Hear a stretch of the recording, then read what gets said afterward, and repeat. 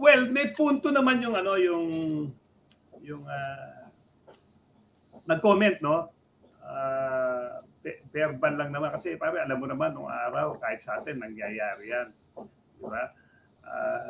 Unless na talagang sobra-sobra na yung sinasabi, okay? Una kasi yung ginagawa dyan, warning muna eh. Pero kunyari, first time may nanak eh. O yan, biglang, alam mo, napapanood natin sa FB, may ginawang hindi maganda. The fan resorted to physical. O yan, tinapunan whatsoever. Di ba sa NBA, pwede automatic. Pero yung verbal, pwede mo ng warning. Tapos, ang ginagawa kasi niya, warningan niya, tapos nagpapatayo na ng malapit na bouncer doon eh. Security, titignan kung umulit. Pag umulit, narinig ko na kayo ulit, pasensya, alis na kayo. Di ba?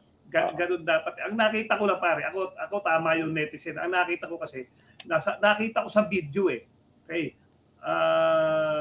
Nagreklamo si Jericho Cruz, pati si Boise, nakita ko pa si Boise, tsaka si Jean, di ba? Team manager ba siya, no?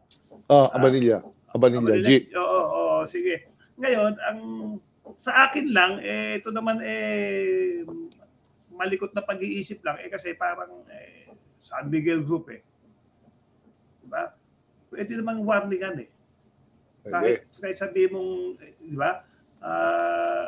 Kasi siyempre, ano yan eh, paying fan yan eh. Siyempre, minsan, hindi mo maaalis na talagang meron ding attitude ang ibang fan. Okay? May personalidad. Nadadala rin naman ng laro. Kahit kada nga player, nag-aaway sa laro. Pagkatapos ng laro, magkaibigan eh.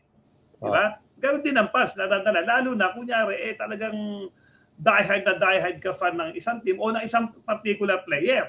Diba? May ganon eh.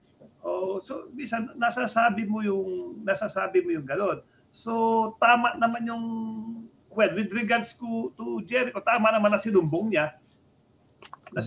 Pero the action, sana, warning muna.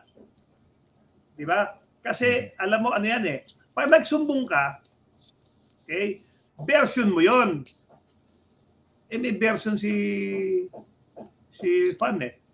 So, mangyayari dyan, he said, she said. Paano mo mababalidate? Paano mabe-verify na nagsalita siya? Wawatingan mo, then magpapatayo ka doon ng security. Para sigurado, kung inulit niya yun, tama, ito nga talaga ang nagsasalita. Pwede na, alis na ko kayo. Winablingan ko na kayo. Ako na mismo nakarinig eh. Yeah. Siyempre, kahit paano, we owe it to the fans eh. Kaya nga nandiyan tayo sa PBA. At siyempre, on the other end, may protection din naman tayo bilang player sa mga actually harassment. Pero sabi nga ni Jericho at sa lahat ng players, yung taunting, yung heckling, okay yan eh. Actually, hindi pa. Maaabot nga sa mura. Tayo pa rin, naaabot natin yan eh. Okay? Pero wag lang dadama yung mga malat sa buhay. Iba yun eh. Okay? You've crossed the line. Basta gano'n. Pwede nang patulang kita at may mga nangyayari players na pinapatulan o isusumbong kita. Diba? Kasi pag pinatulan mo, it's unprofessional for you eh. Diba? Napatulan. So dapat isusumbong mo. And let yung mga tao na in charge diyan, okay, ang makikipag-usap o will handle the situation. Correct.